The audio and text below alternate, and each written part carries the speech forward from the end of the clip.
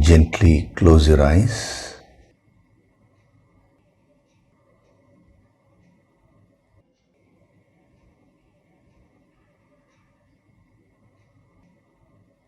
Do deep breathing.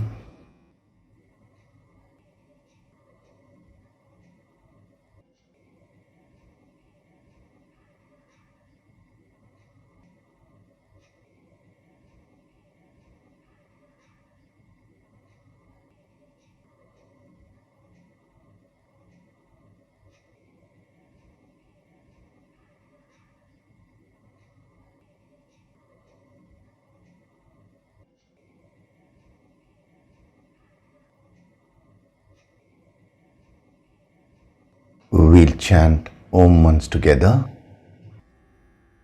Synchronize the chanting of Om with your exhalation. Breathe in.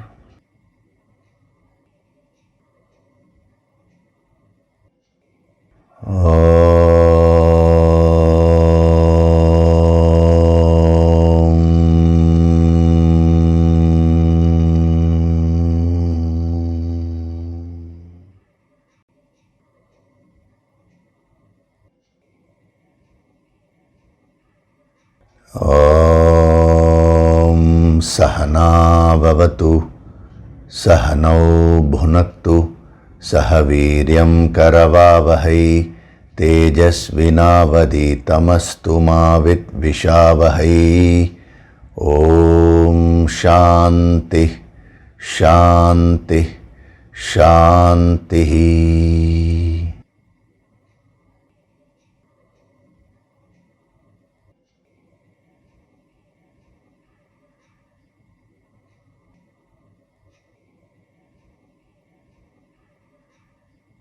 Gently open your eyes.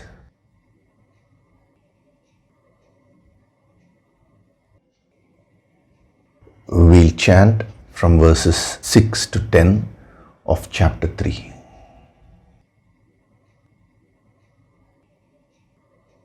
Karmendriyani Sanyamya Karmendriyani Sanyamya Ya aste manasa smaran Ya aste manasa smaran Indriyartan vimudhatma Indriyartan vimudhatma Mithyachara sa uchyate Mithyachara sa uchyate Yastvindriyani manasa Yastvindriyani manasa Niyamyarabhaterjuna Niyamyarabhaterjuna Karmendriyai karmayogam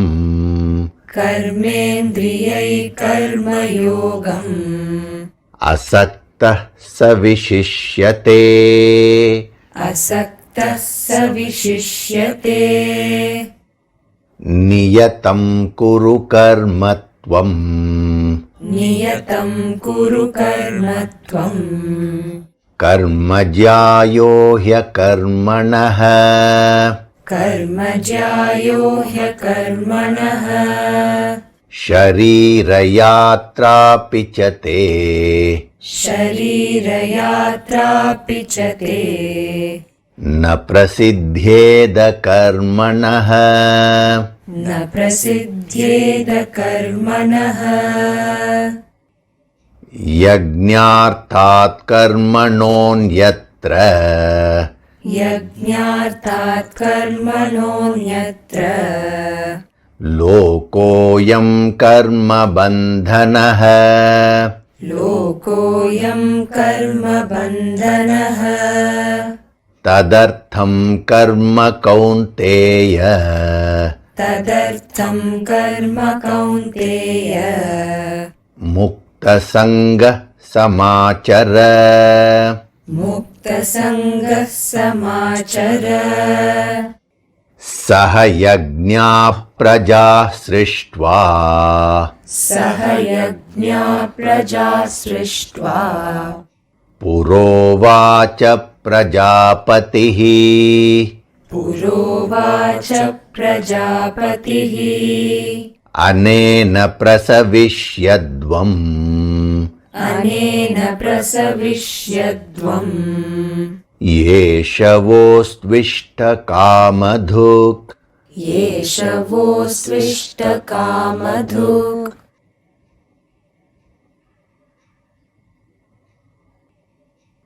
Hari Om, and a very good day to all of you.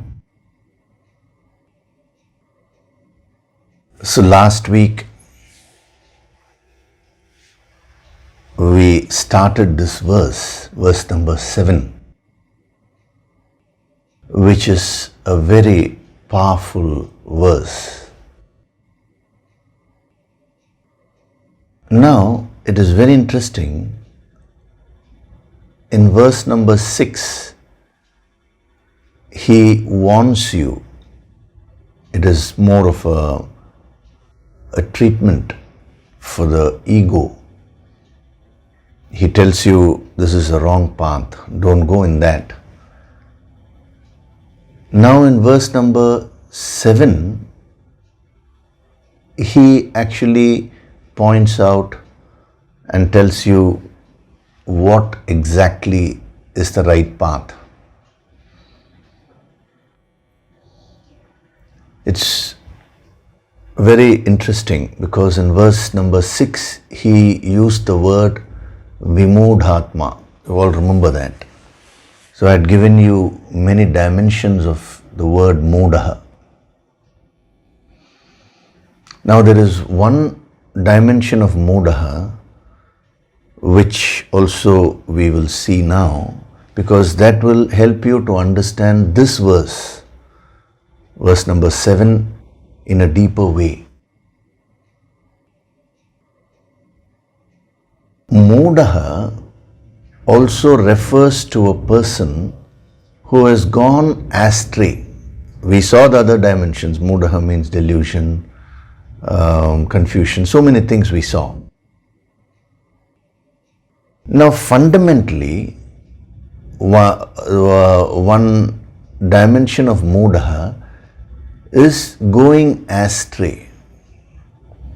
What do we mean by going astray? If there is a path, if there is a correct path, and if you're traveling in that, you're in the right direction.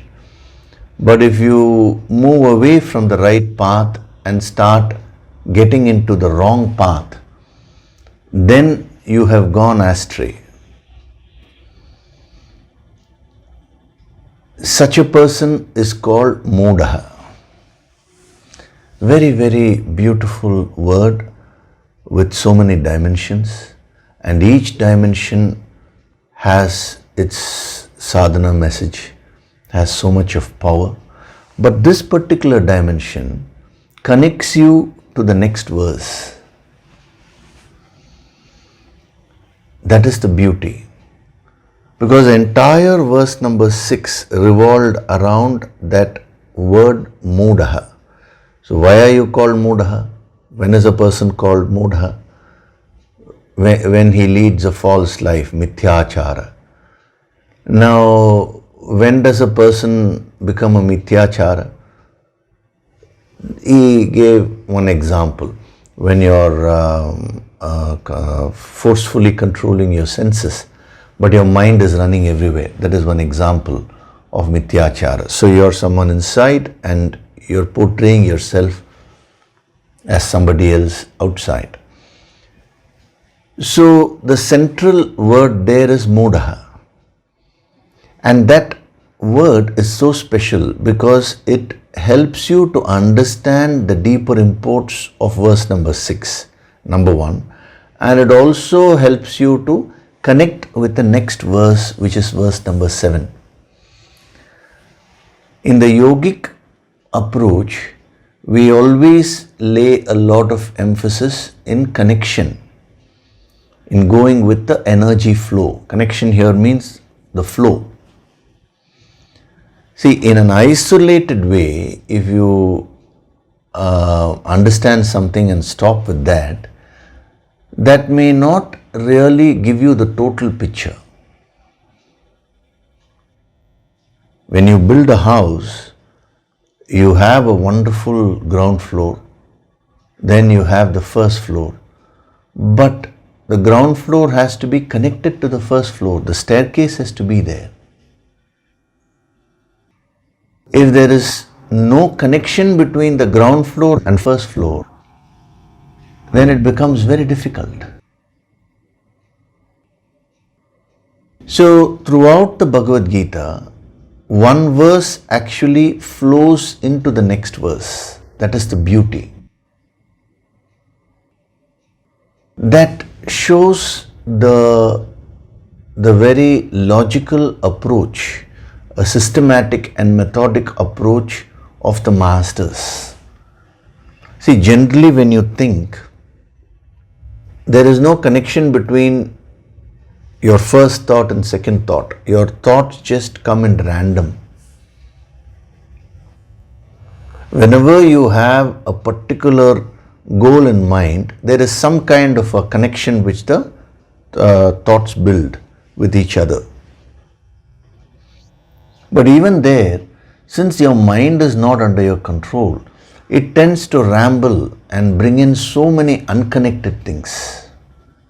So this is a very deep sadhana principle which you all should absorb from this observation. That is, one verse gets connected to another verse so beautifully. Similarly, when you're trying to solve an issue, now your thought pattern, that is the thought flow, should be well connected and coherent. Generally, if you observe a conversation, a person wants to convey a particular point. You will find that he will say that point and then bring in so many other irrelevant points, because the mind keeps on going everywhere. So what a yogi does as a practice, this you can also take it up as a sadhana practice. That is, you should learn to discipline your thoughts and create a coherent flow. Watch your conversations. First, watch it in others. Whenever someone talks, you can just find whether there is a coherent flow. This is very, very important in order to gain mastery over your mind. If you allow the mind, it will keep going to unconnected things.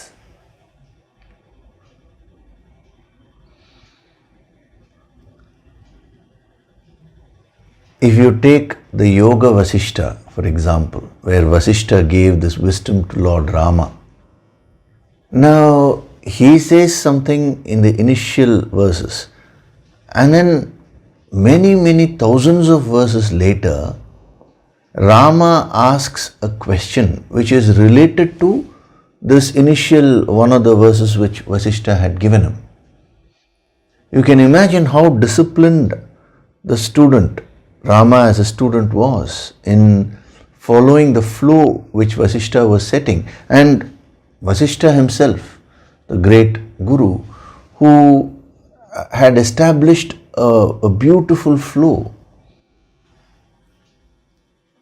So one is that the master sets a flow, and the other is a student also should attune to that flow.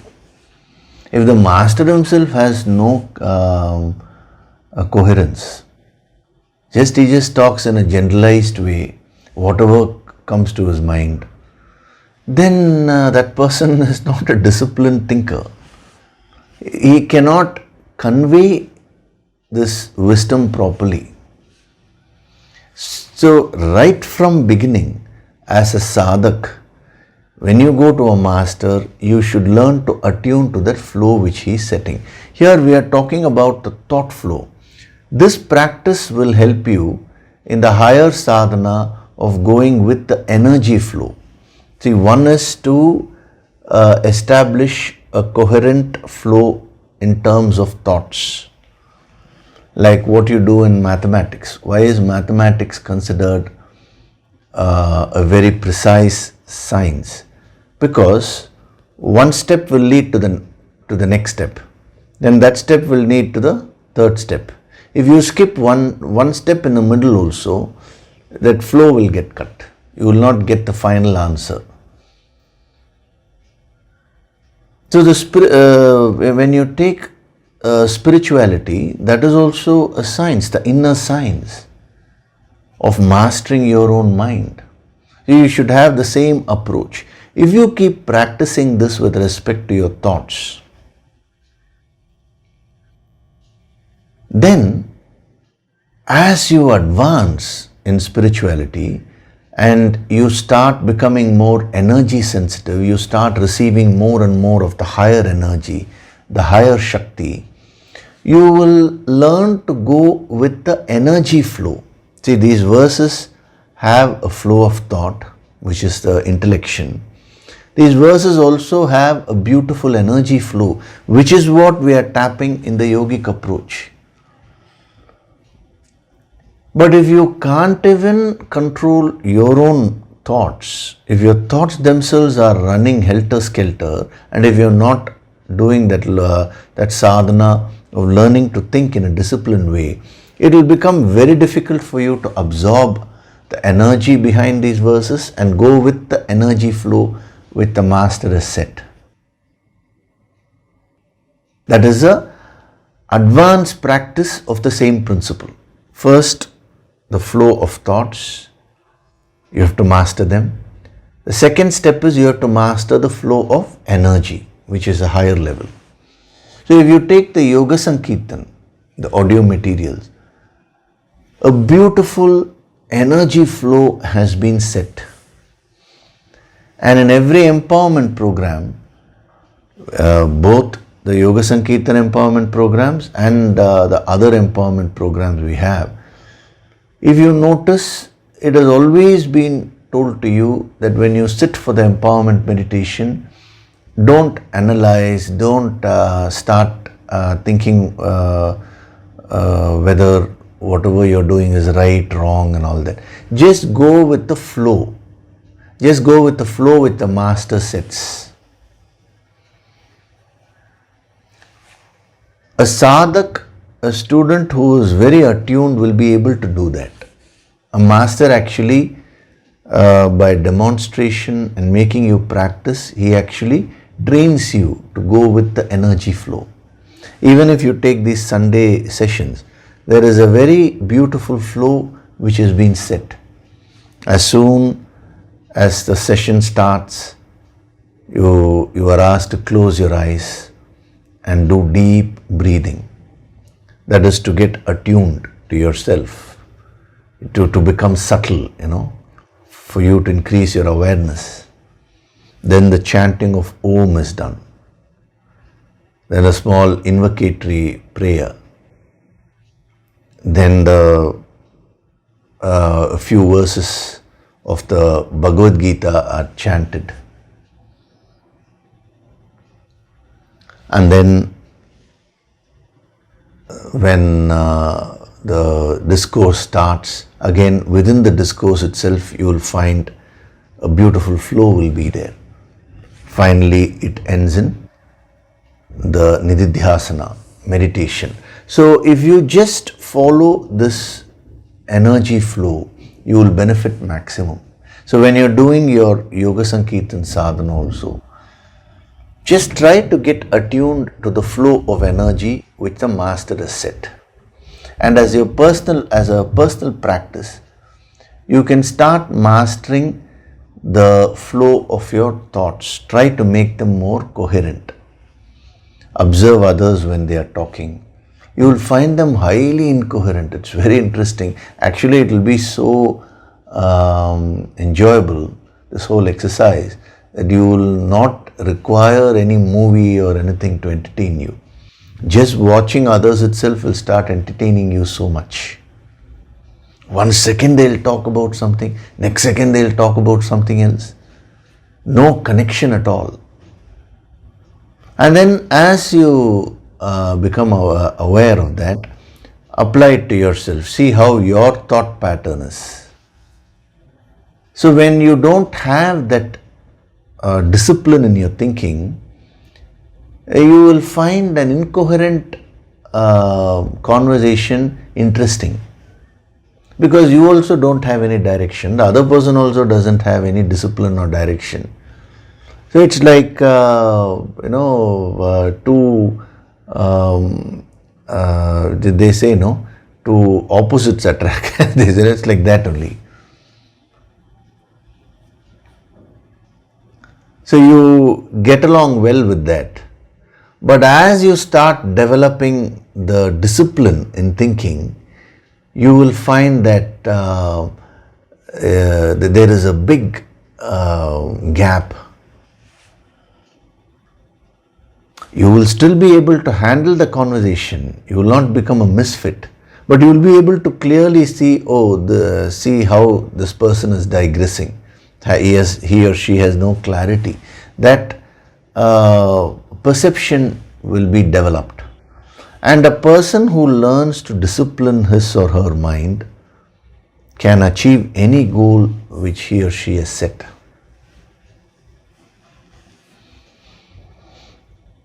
So this small practice will help you in a very big way, especially when it comes to the inner spiritual growth. Now, it is not only that, there is one more thing. When we say going astray, that is a wrong path, moving away from the right path. Now in verse number 7, there is this verse, he is giving you what is the right path.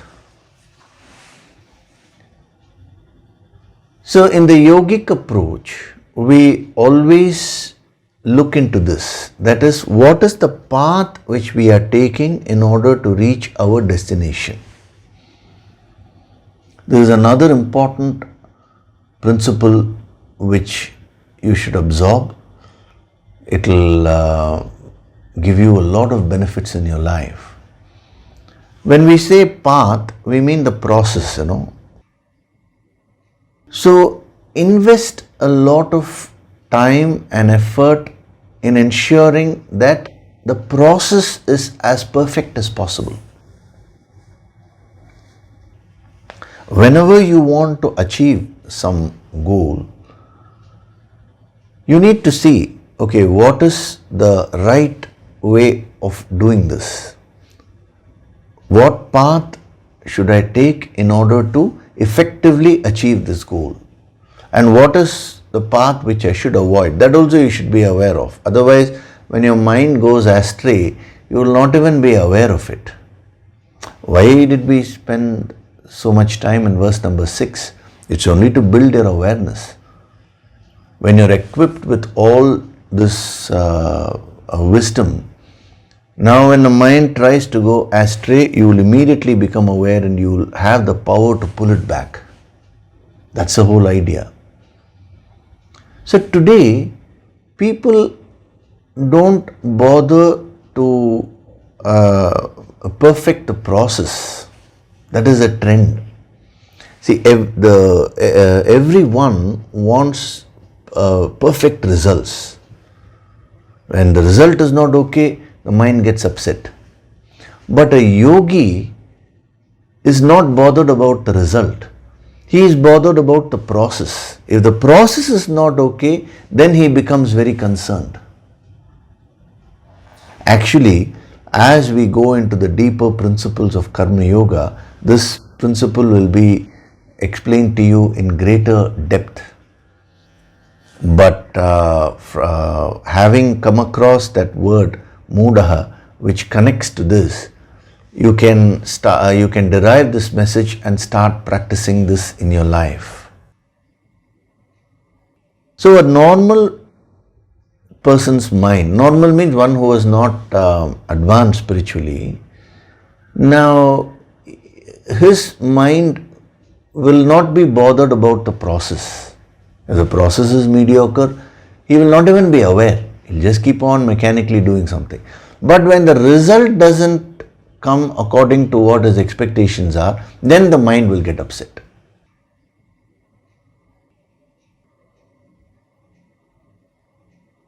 Now, in Karma Yoga, he is asking you to reverse the process.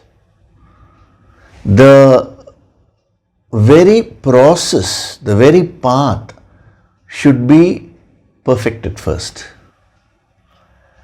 Now, when you ensure that the process is perfect, the chances of the result coming according to whatever your expectations are becomes very high. You're increasing the chances of success tremendously. So this is another powerful practice which I am giving you. You start practicing it from today itself in all the areas of your life. Right now, whatever it is you're doing, that is the process towards achieving something. Now try to make them as perfect as possible. It may be anything. It may be something which you are doing in your office, or it may be your home. It may be your personal development, some habit which you're trying to create. Whatever it is, the dress which you're wearing,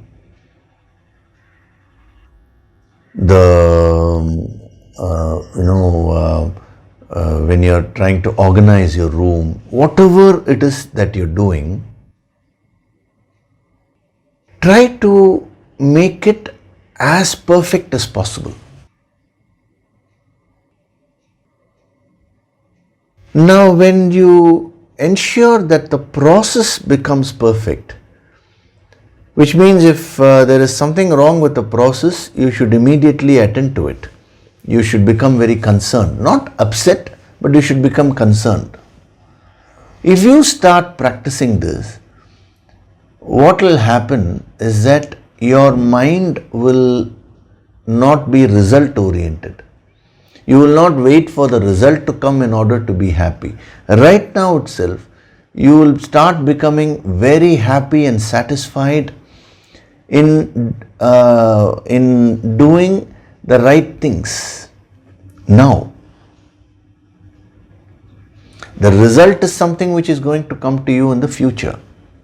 That is not in your hands right now, but the process is in your hands. So that is why our masters say, before you take up any undertaking, what is the right path and what is the wrong path, you should get to know. When the young boy Nachiketas approached Lord Yama for the Brahma Vidya, for the highest Vidya, that wisdom was given. It starts off with Shreyaha and Preyaha.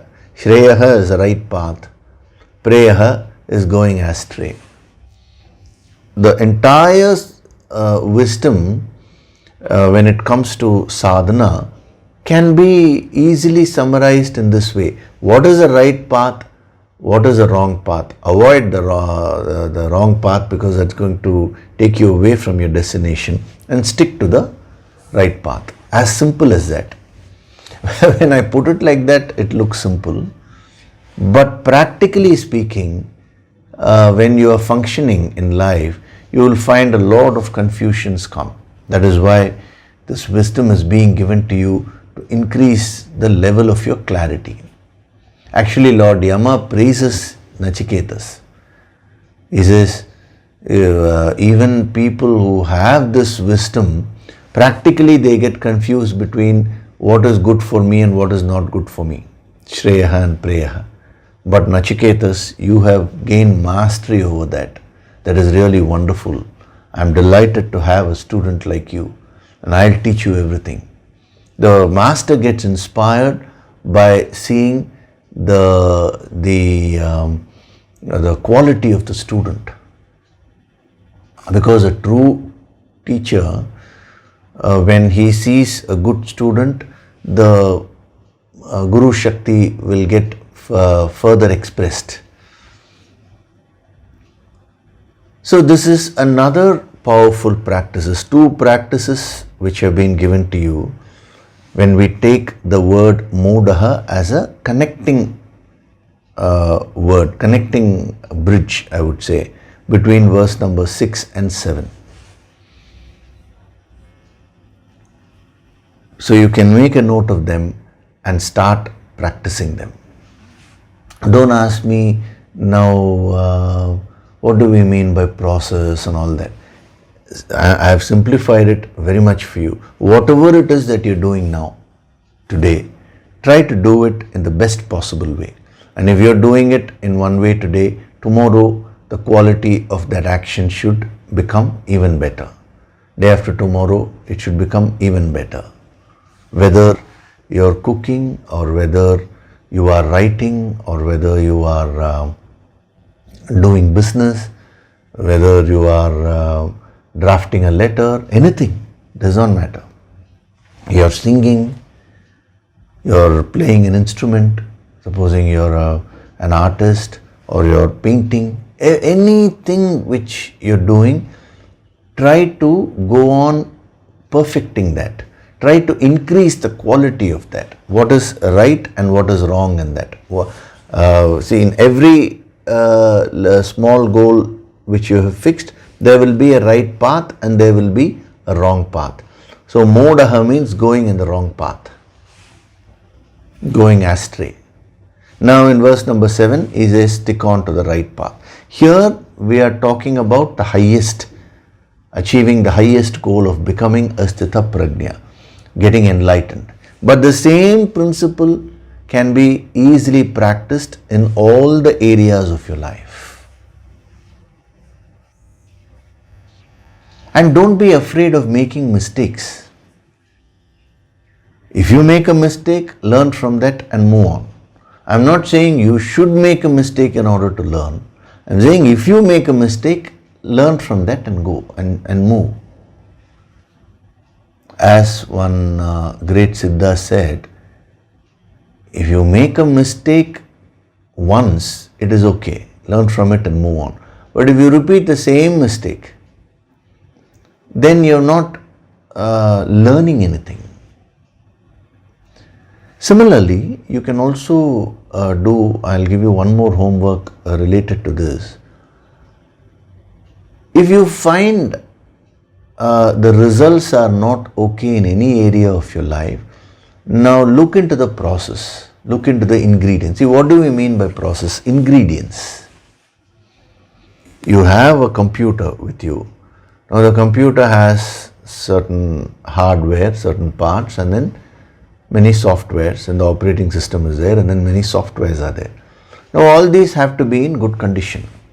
So you need a good hard disk for the memory, then you need a good RAM, then you have the graphics card, you have the sound card, everything, These are all the hardware.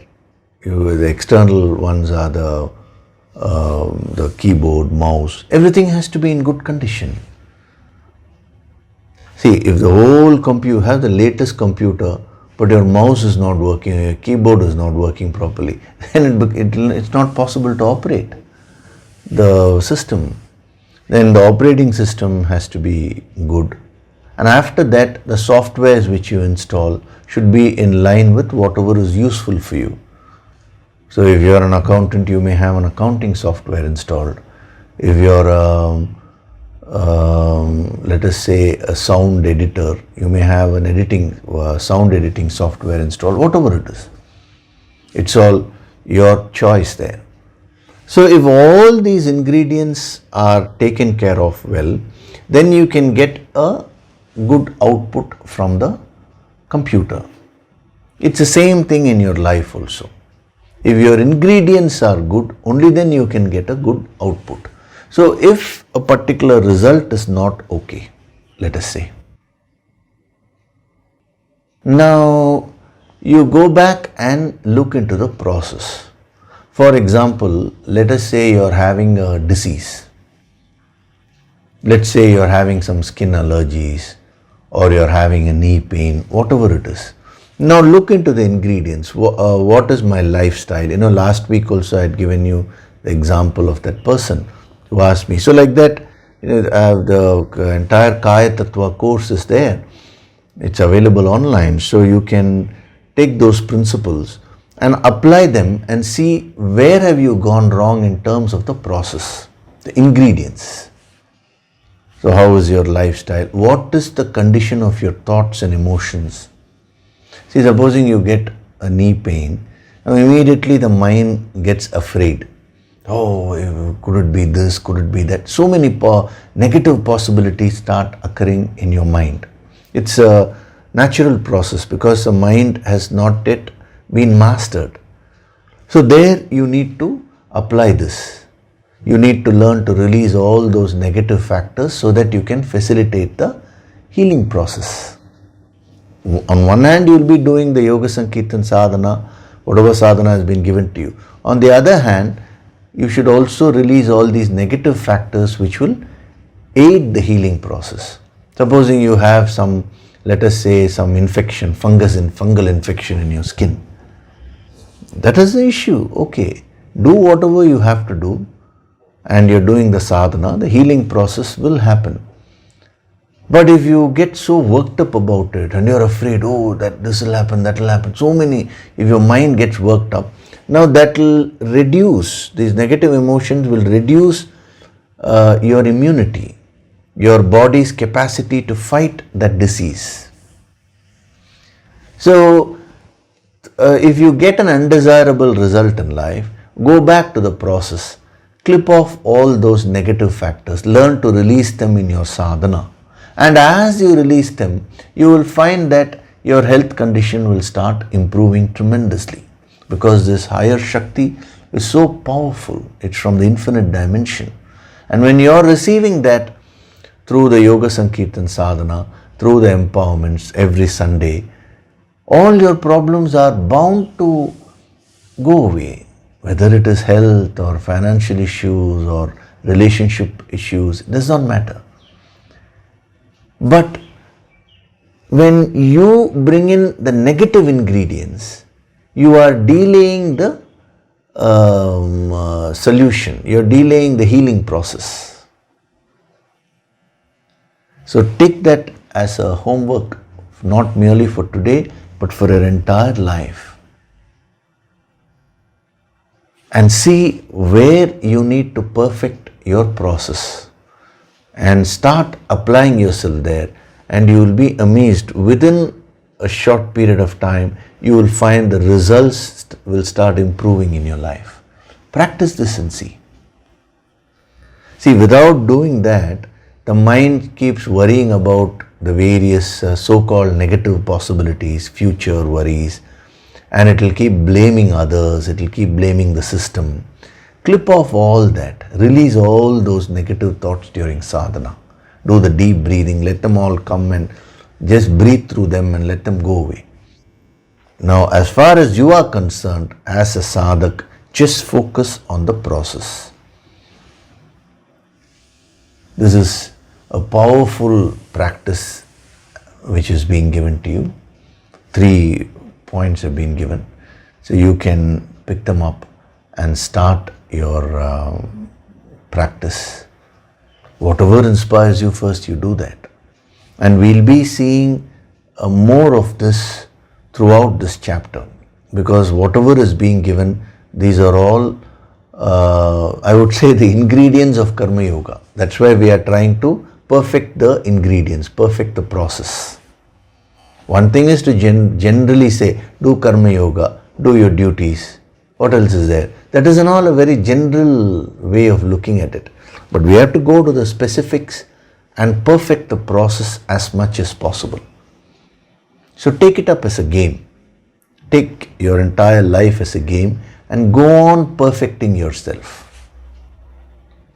If you have been harsh with someone when you're talking, let us say, yes, that is one experience. Now become aware of it and release that harshness from you. Next experience, try, be more kind. That's how you improve. Where you need to apologize, apologize. But your ego will come in between and it will prevent you from doing that. So all this is the internal struggle which you need to overcome.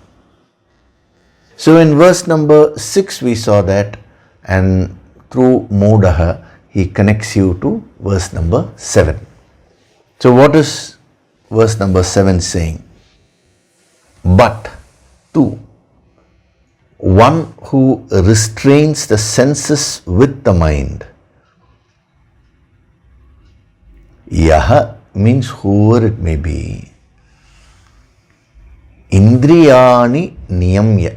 The previous verse he used the word sanyama. Now he is saying niyamya. Indriyani niyamya manasa, by the mind. Again the same word. Manasa has been used in verse number 6 to say it's all the mind only ultimately. Your mind is everything. That's why a great saint said, conquer your mind, you conquer the world. In spirituality, we lay maximum importance on the mind when it comes to sadhana. Because the entire world which you're experiencing is a projection of your mind only.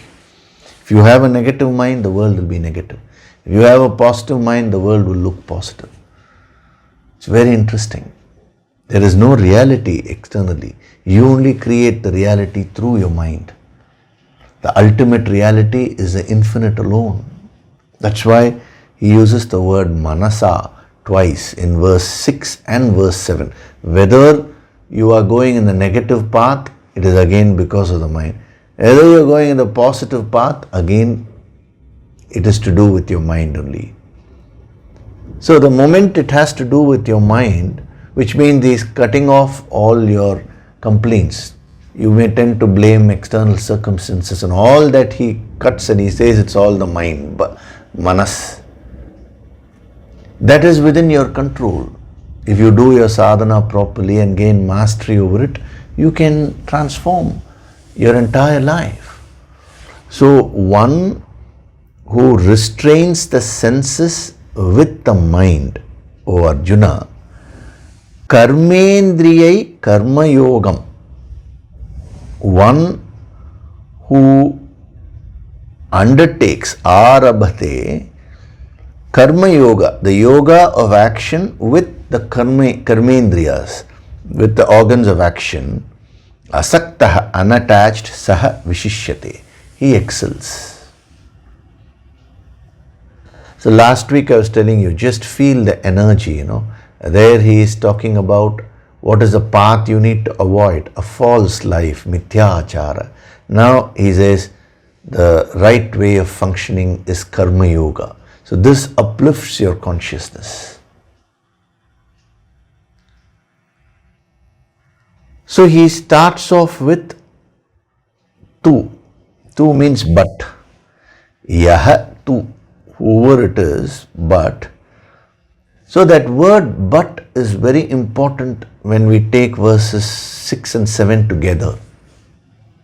See, one is to independently see these verses, but we are now seeing the flow, which is going to be very useful to you as a sadhak, because ultimately your life is nothing but a flow only. It's not static. Your life is not static. It is dynamic. That's why. So what is the significance of the word but here? It's very, very significant, because the word tu, but, it represents a change of the flow. The thought flow or the theme is going to change. What is the change? In verse number 6 he talked about the wrong path which you're supposed to avoid. Now he is going to tell you the right path which you are supposed to follow. So what you should not follow and what you should follow. That is the change of the flow. So in order to indicate to you that there is going to be a change, he uses the word but. It is like, when you're driving your car Now you're going in one direction. Now suddenly you want to turn right. What do? You put the right indicator. Then you take the right turn. If you want to turn left, you put the left indicator. Why? So that the person who is coming next will know you're going to turn. Accordingly, he will adjust his or her driving. Now, supposing you don't put the indicator and you suddenly turn, there's always a chance of an accident.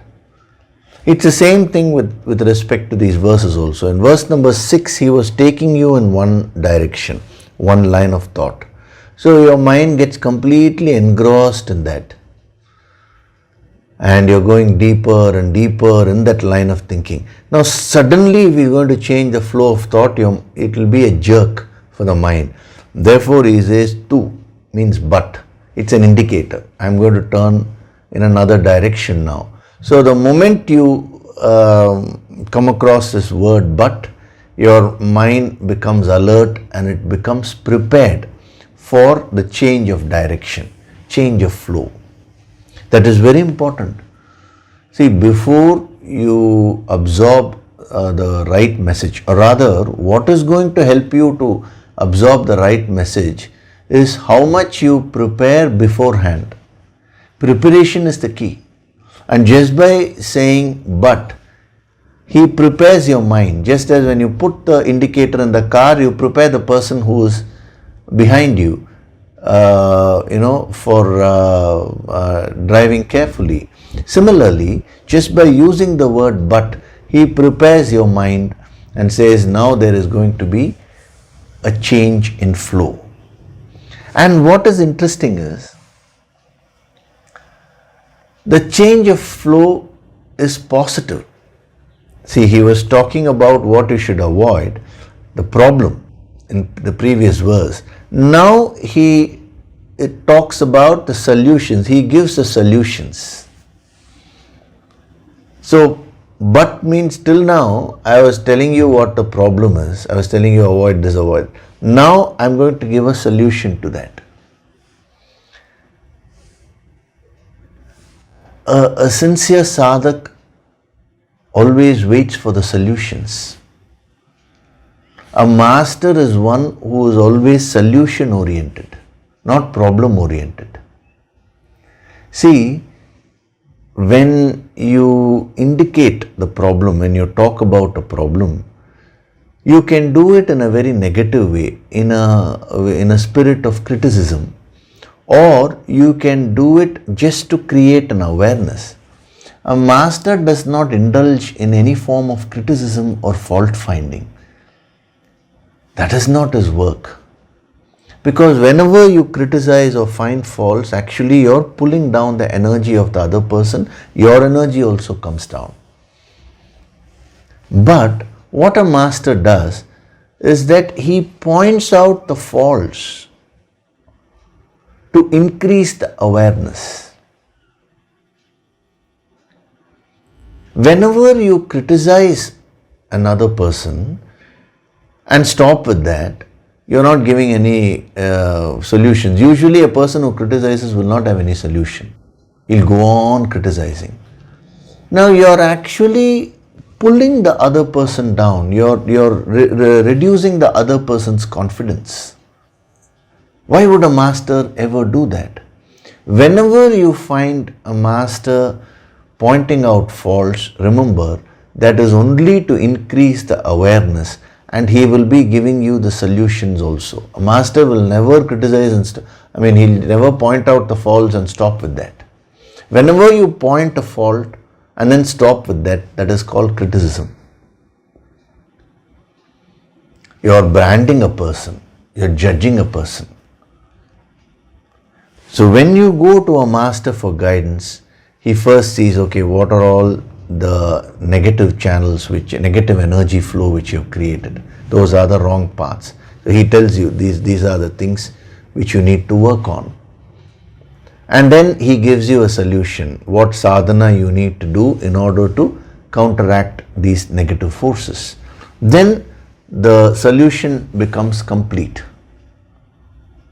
So the word but actually indicates Bhagavan Krishna's solution-oriented approach, which is the approach of the Bhagavad Gita. Whereas the weakness of the human mind is to constantly keep dwelling on the problem. The mind is always problem-oriented, the lower mind, the untrained mind, we can put it that way. Whereas the higher mind is always solution-oriented. So it's very interesting. Generally, people love to keep talking about their problems all the time. You fall in love with your problems. If I were to ask you to make a list of what are all the negative things which are happening in your life, you will give a long list. If I were to ask you to give a list of what are all the positive things which are happening in your life, you will start thinking. That itself shows how much the mind has gone in the negative direction. Very interesting. So when people ask, when people ask for advice, what I found is they tend to go on explaining the problem, and at some point, if I say that's fine, and I try to get to the solution, but they are not happy. They feel they have not expressed their problem enough. Master doesn't need so many explanations. Just one look, he'll know what is what. Sometimes if it's required, he himself is going to ask. Yes, you may present the problem in a logical, coherent way. That's it. Then thereafter you have to move to the solutions. But no, the mind wants to keep on dwelling on the problem. That is called a problem-oriented approach. So, from the word but, what is the sadhana message which we can derive? We first see how beautifully Krishna first explains the problem and then quickly moves on to the solution. So it's the same approach you need to take in life. If you have an issue, let us say a health issue or a financial issue, oh this is happening, oh this is happening, oh the mind wants to keep on dwelling on it. If you get a knee pain, night and day the mind keeps thinking about the knee pain. It's unable to come out of it.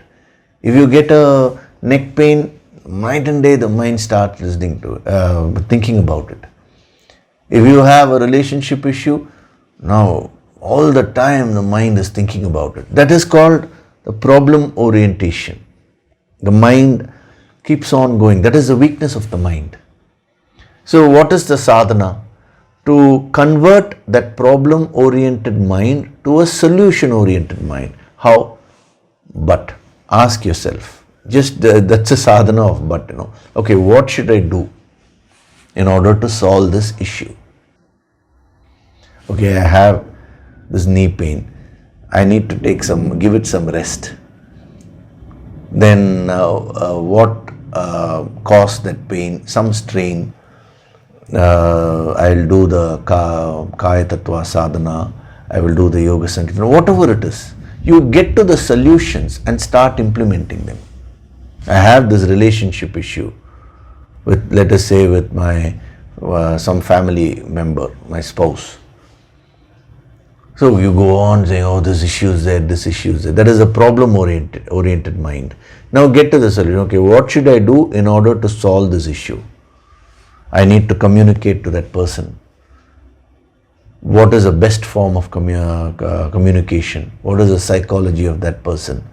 So you analyze all that and then start implementing that solution. So practice this. That is another sadhana tip which is being given to you. Move from being problem-oriented in life to becoming solution-oriented.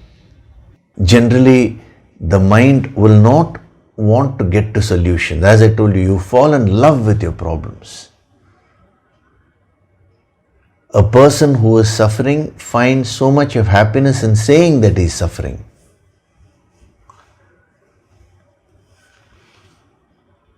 And when you go to a spiritual session, If that master is also not of the highest caliber, he will also go on triggering the negative emotions. It will look as if that is giving you an immediate solace, but there is no solace in that. That's like scratching a wound. At that moment, when you scratch a wound, you will feel good, but later on, the intensity of the wound will increase. Similarly, when you talk negatively, at that moment, it looks as if everything is fine. You get a relief, but remember, it is like scratching a wound. A master will never do that. He will get to the solutions. So it's a small training which you should start giving to your mind. Whenever you find that your mind is going again and again to any particular issue or problem, now first become aware of that. Then through your sadhana, you release that and ask yourself, what should I do in this? Again, we are getting back to the process. What should I do in order to solve this? Okay, I have to intensify my sadhana, I have to do this, I have to do whatever it is that you come up with. If you don't have that much of clarity, you can always consult your guru. He is going to give you the solution. But then start implementing that. If you start implementing this principle, you will find that the higher healing Shakti, which is continuously flowing from the infinite, will start enriching your life. Every aspect of your life will start becoming very, very meaningful. If you have a problem-oriented approach, in every aspect of life you will be creating pockets of negative energy. We can say you will be storing the negative energy, and that is what ruins your peace of mind. Technically, that is called karma. See, we are dealing with karma yoga, no? How to overcome these karmas. So when is it that you create a karma? By continuously dwelling on that. You create a kind of an impression. You store all the negative energy in a concentrated way at a particular place. Then that becomes a karmic block for you. This simple practice will start removing those blocks.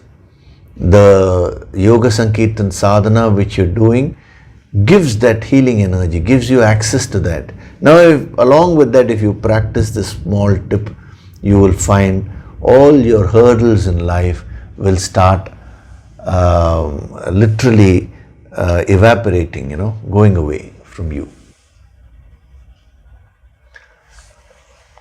Mahaganapati Dhyana sadhana, the Yoga Sankirtan sadhana, is meant for that Vignaharata. Lord Ganesha is called remover of obstacles, This activates the energy of Ganesha within you, this practice. So important.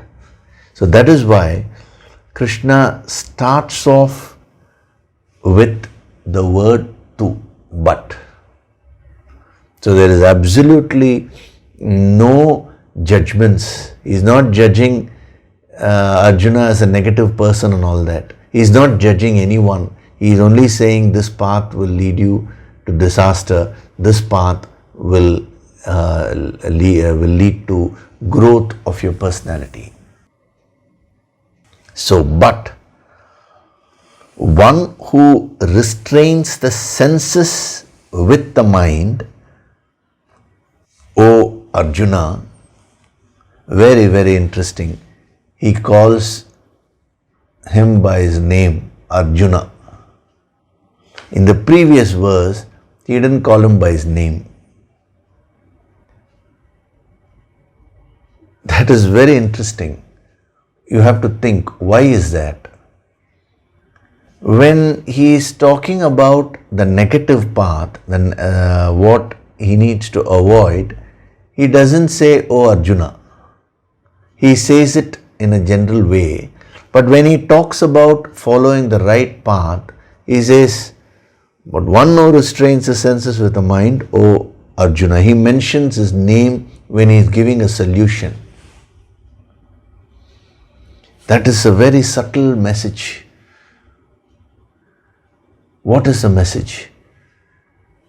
The message is, don't identify your individuality, your personality with the problems. Rather, identify your personality with the solutions.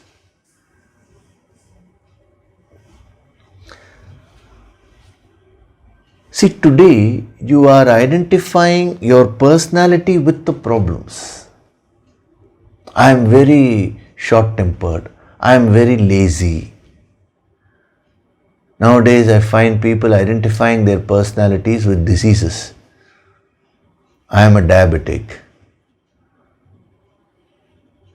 I am a chronic addict.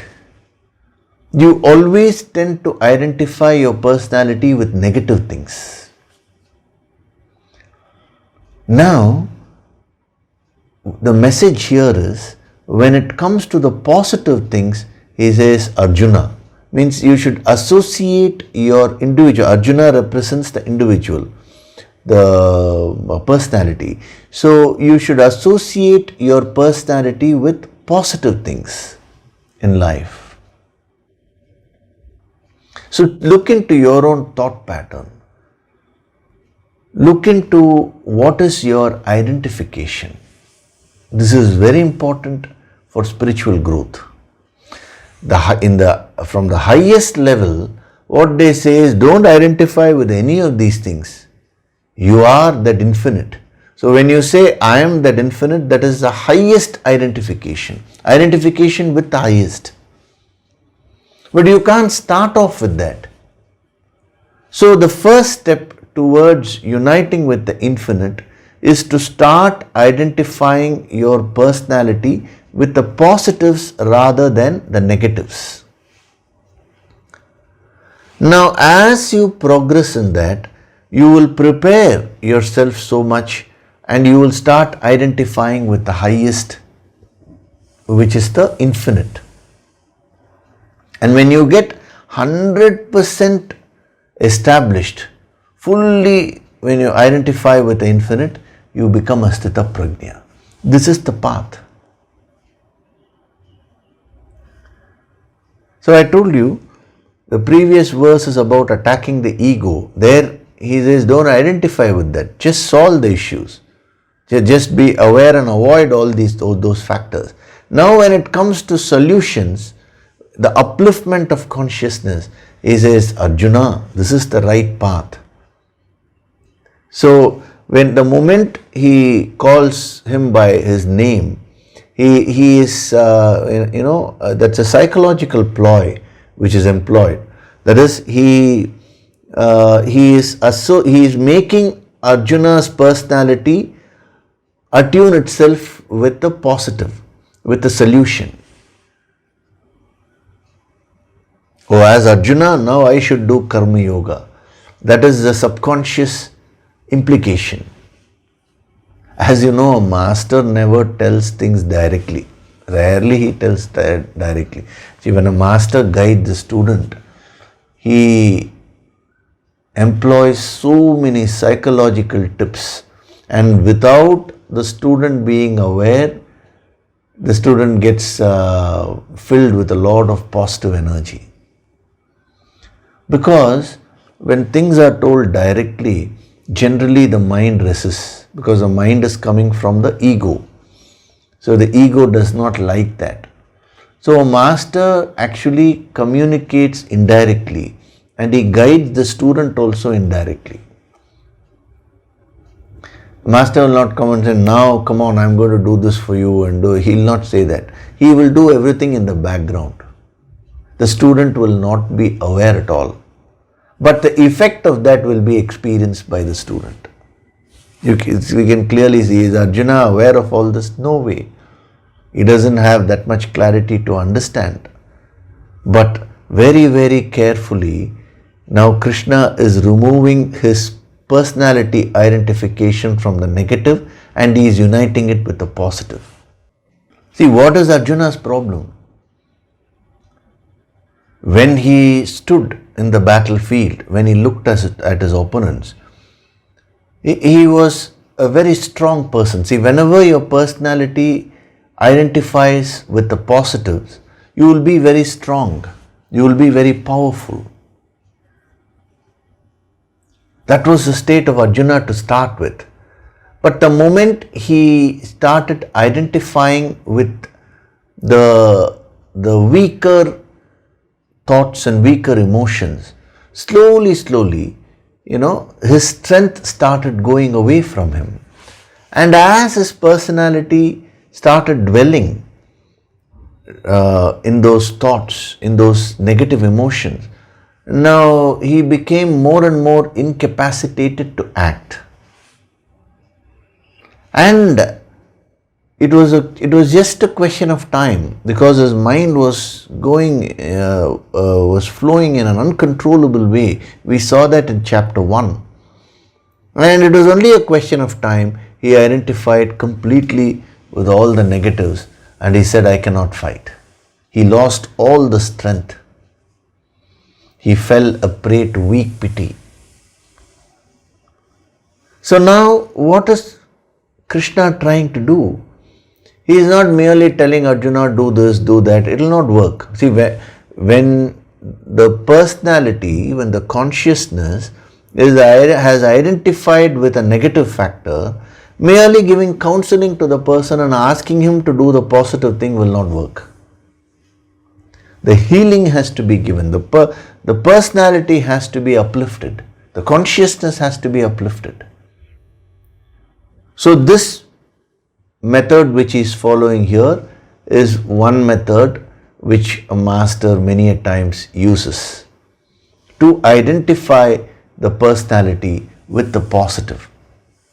It's a big challenge. So along with the wisdom, the knowledge which Krishna is giving, he is also employing so many psychological methods through which he is uplifting Arjuna. And the funniest part is, Arjuna is not aware of all that.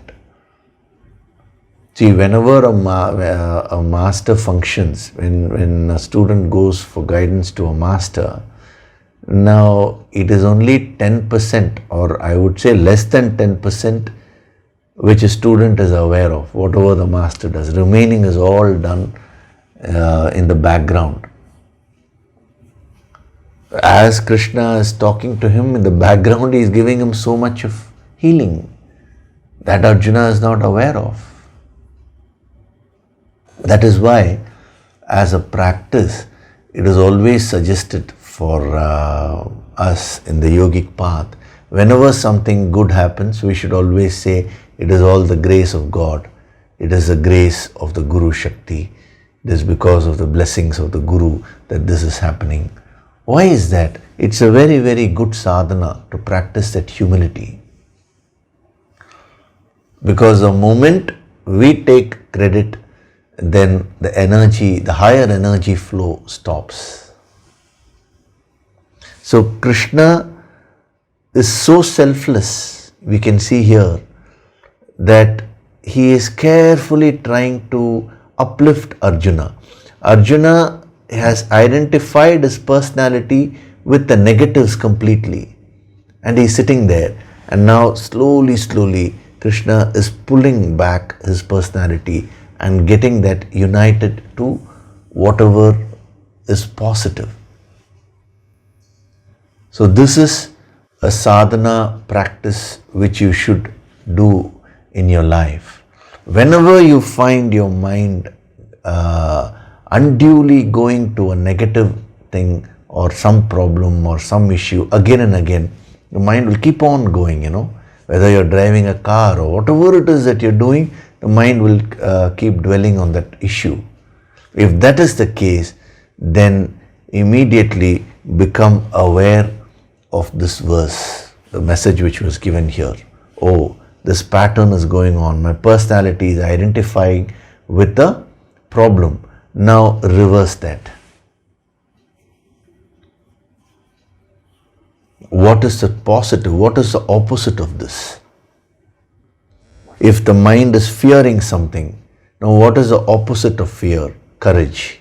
So what is the counteracting force? Start identifying with that. Consciously start doing it.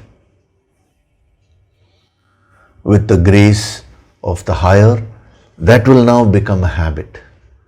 For a sadhak who keeps on practicing this, after a while it is amazing. You will experience this as you advance in your path. When you master this principle, after a while you will find that whenever any negative incident happens in your life, instead of the mind reacting negatively, it will immediately look for solutions. That happens at a very advanced stage. So first, the mind, at the lowest stage, the mind will just keep getting attracted to the problem, to the negative factors. The entire personality will be stuck there. Then slowly, as your awareness increases, a problem or an issue may agitate you, may shake you, but you should come to that level where that problem does not topple you. That itself is a very advanced level. And then when you further advance, even that shaking needs to be taken care of. That happens only when you gain complete mastery over your mind. So when you gain that kind of mastery over the mind, and when you sit and meditate, all your energies are flowing in one direction. And you say, and when at that time the Guru gives the highest empowerment of the infinite empowerment, and you instantly become one with the infinite. That is what happened to Adi Shankaracharya when he met his Guru. The Guru gave him the highest empowerment because already Adi Shankara had purified himself. He was at that level. So, but very powerful. One who restrains the senses with the mind, undertakes the yoga of action, karma yoga, all these are the positives. O Arjuna, means instead of Arjuna, now put your personality there. See, this is something you have to use these verses to change yourself, to bring about a powerful change, with a transformation within yourself. Now, how do you do that? If you're going to merely see this as a conversation between Krishna and Arjuna, which happened 5,000 years back, now it will only be like a movie for you, but now that's not going to create any transformation within you. So instead of Arjuna, now put your personality. But means from this moment onwards, the energy flow is going to the solutions. O Arjuna means O so and so, whoever you are, the limited personality. The moment you say that, now you are attuning yourself to the positives, to the solutions. So first absorb this energy and then start practicing this principle in your life. So this is a small practice. Whenever you find your mind going to any negativity again and again, repeatedly, then you're not looking for solutions. It's just dwelling on the problem. And you will slowly increase that negative energy. That's what happened to Arjuna. He became incapacitated to act. So you will also become incapacitated to act after a while. So you will have to change the flow of that energy. So these two words, one is but, and then calling Arjuna by name in this verse actually changes the flow of energy for Arjuna.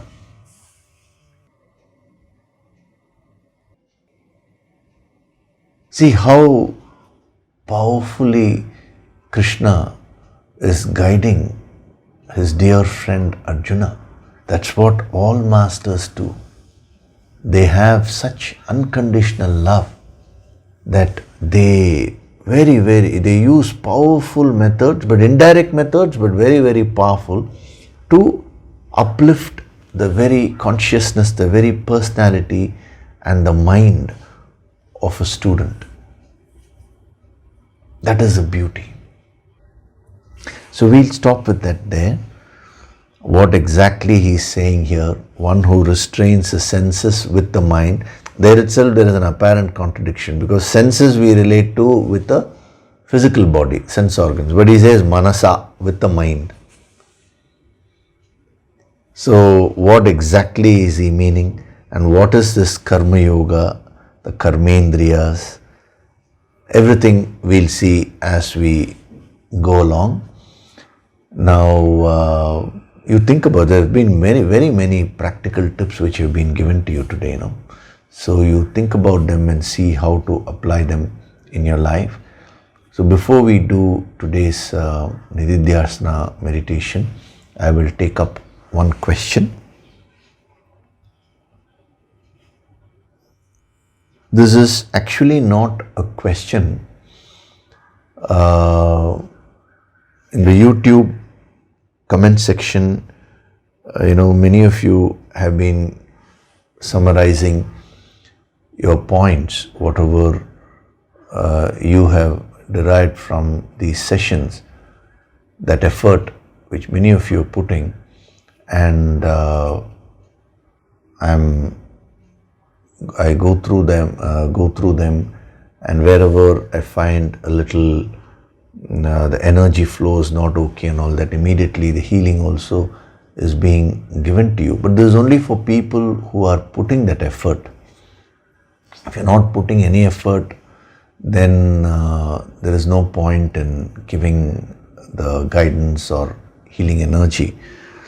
So in one of the comments, it's by Donna Silvestro, what she has mentioned is that, Namaskaram Yogishri, the last few discourses have been particularly helpful to me.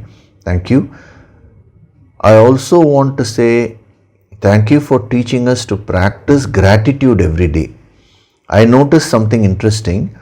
During my sadhana practice, I can always come up with a few things to be grateful for, even if the day before was very difficult for me.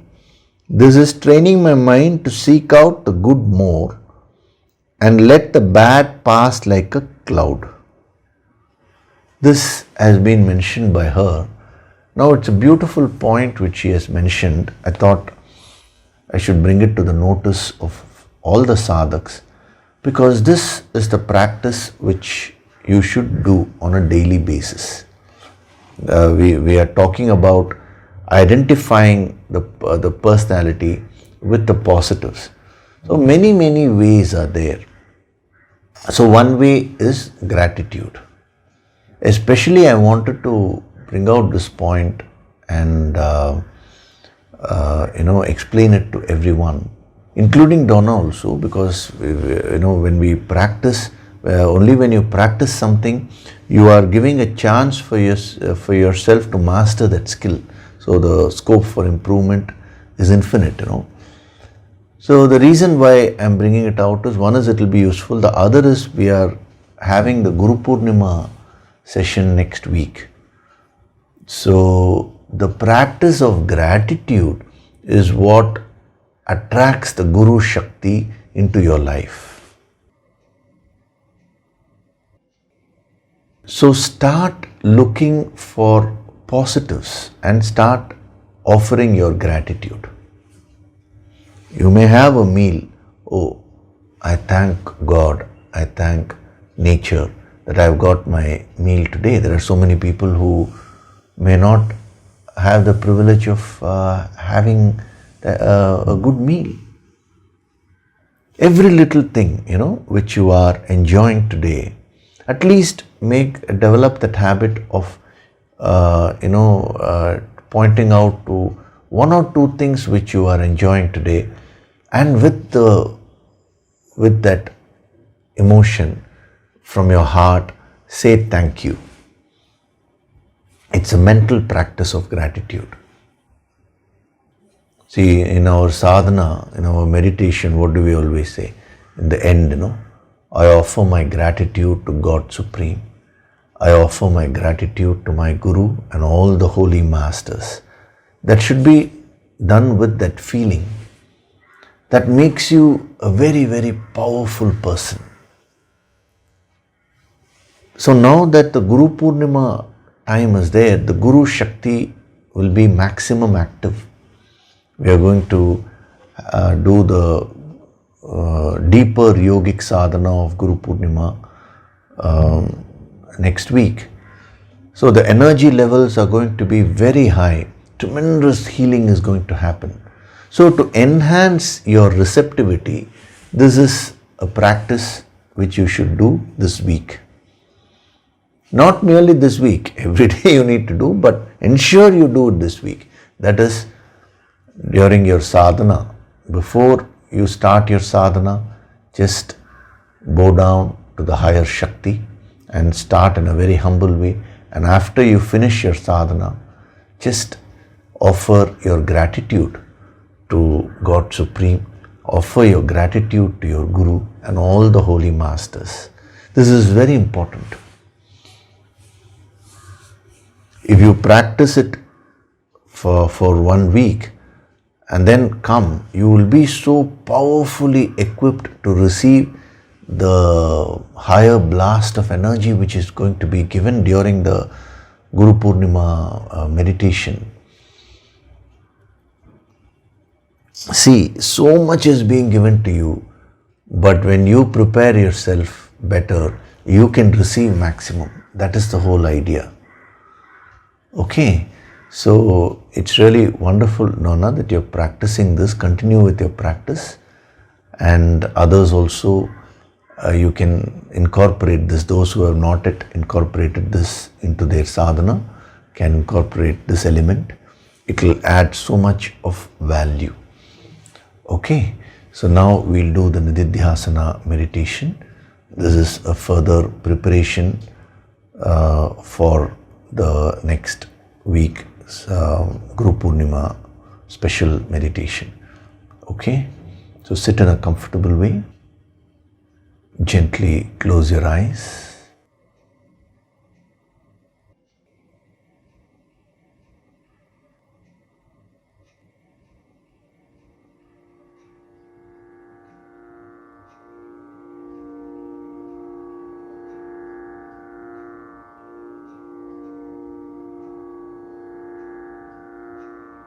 Breathe in a deep way.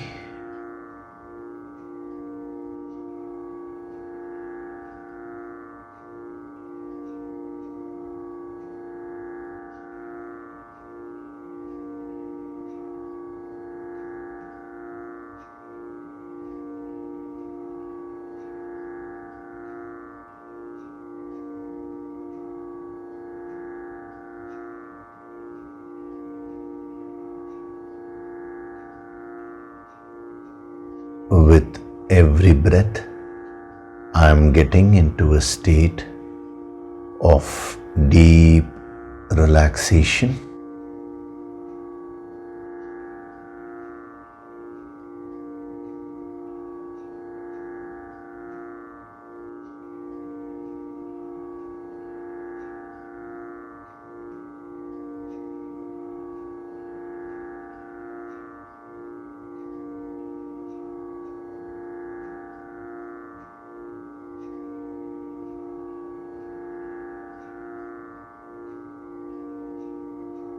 Feel the flow of the divine energy in each and every cell of your body.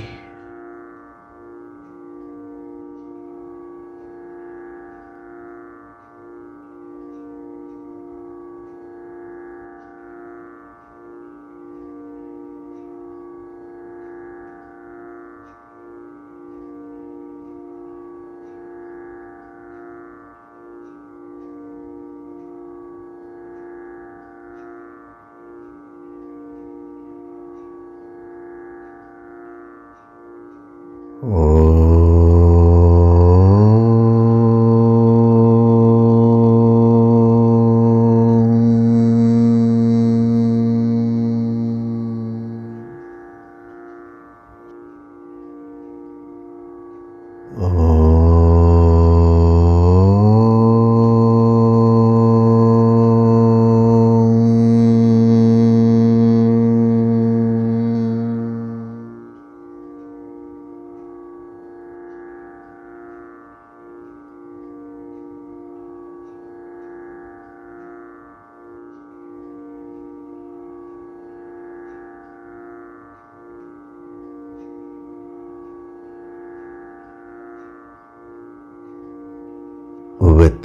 every breath, I'm going deeper and deeper into myself.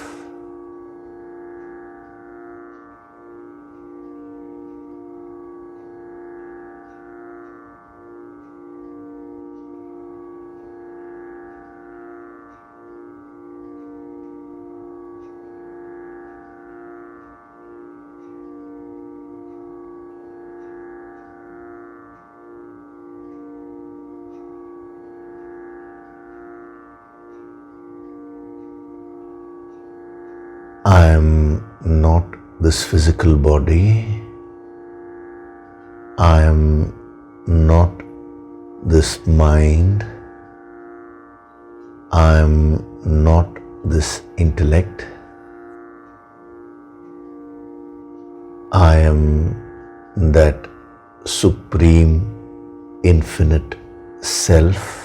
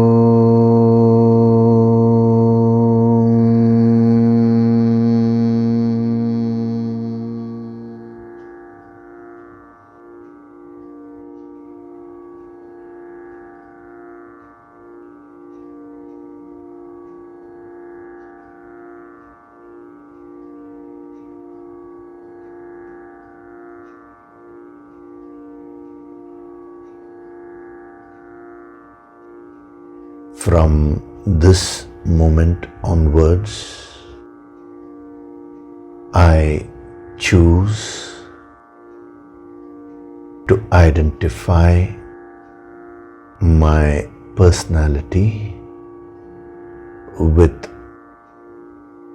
all the positives and ultimately the infinite reality.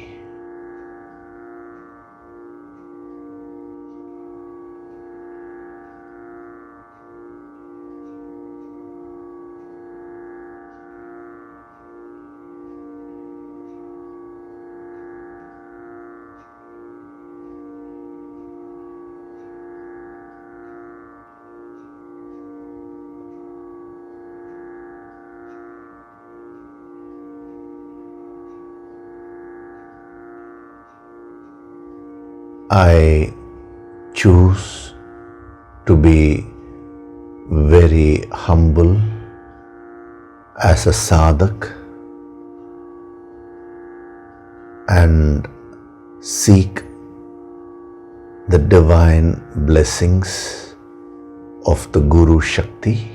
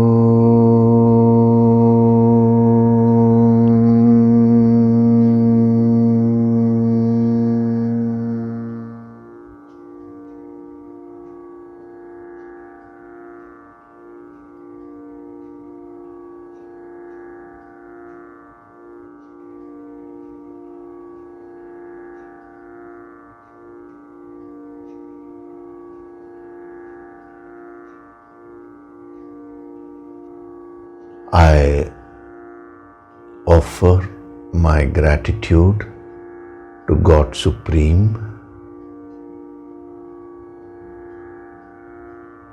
I offer my gratitude to my Guru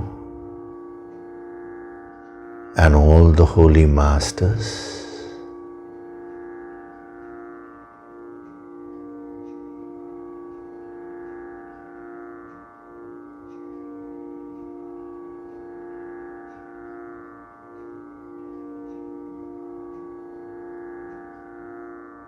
Slowly come back, wriggle your fingers, your toes, rub your palms together to create a warmth.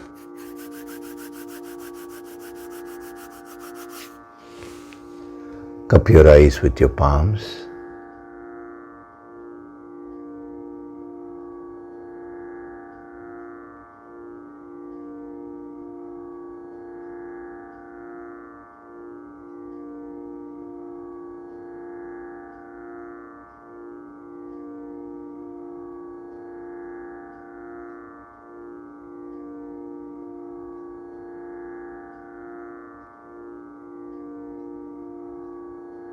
Gently rub your eyes, cheeks, forehead, top of the head, back of the head and neck.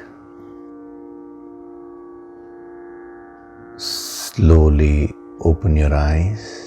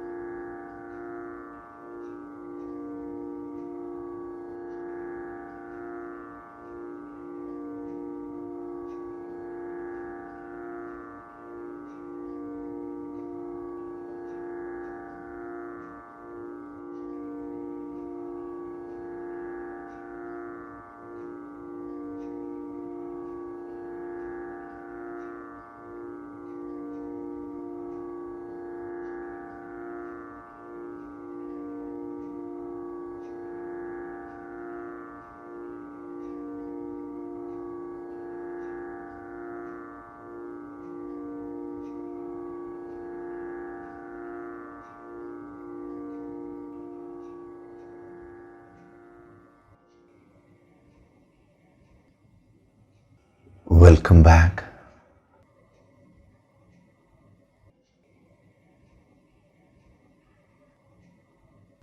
So today's meditation is also a preparation for the next week's Guru Purnima special sadhana which we are going to do.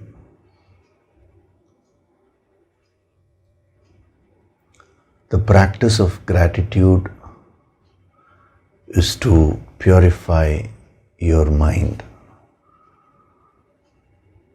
is to become more receptive.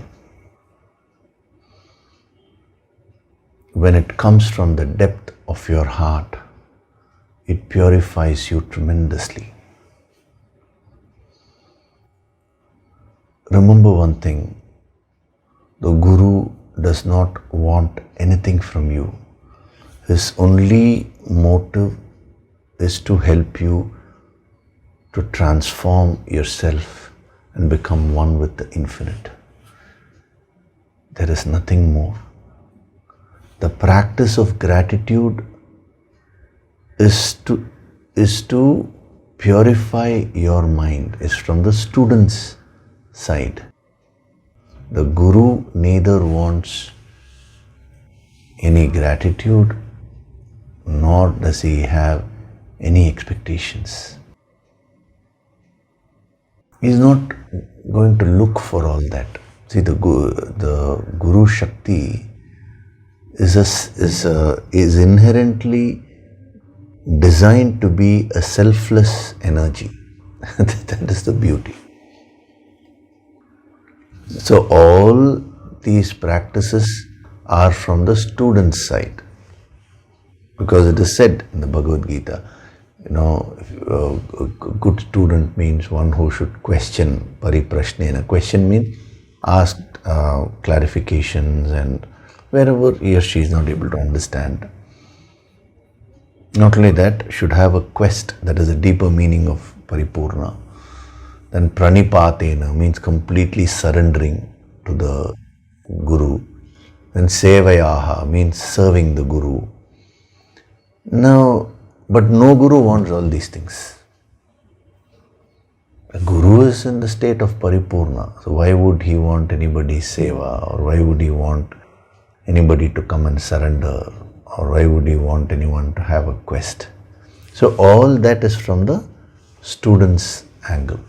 So next week being the Guru Poornima sadhana, you should develop this energy within you, so that when we do that sadhana, you will be very well prepared to receive the higher energy. Okay, so next week, same time, we are going to do the powerful Guru Poornima sadhana. Some chanting will be done, and in a meditative way, and you will be going into a very, very high level of meditation, and we'll be accessing the Guru Shakti. See, that is where the Master helps you to access and assimilate the Guru Shakti. And when you receive the divine blessings from the higher, a lot of healing will happen. So one more thing, as I told you, I think I told you this last week, be very clear about whatever you want. Write down your goals and all that, and come for that session. Because when the healing energy flows, whatever positive goals which you have set for yourself will all become energized, and then they will start materializing in your life. But remember, your goals should be positive, not negative goals. Okay? So I'll see you in the next session, Guru Poornima session. Do your sadhana this week. Don't miss even a single day of your sadhana. It will help you tremendously. Okay? Thank you very much. Hari Om.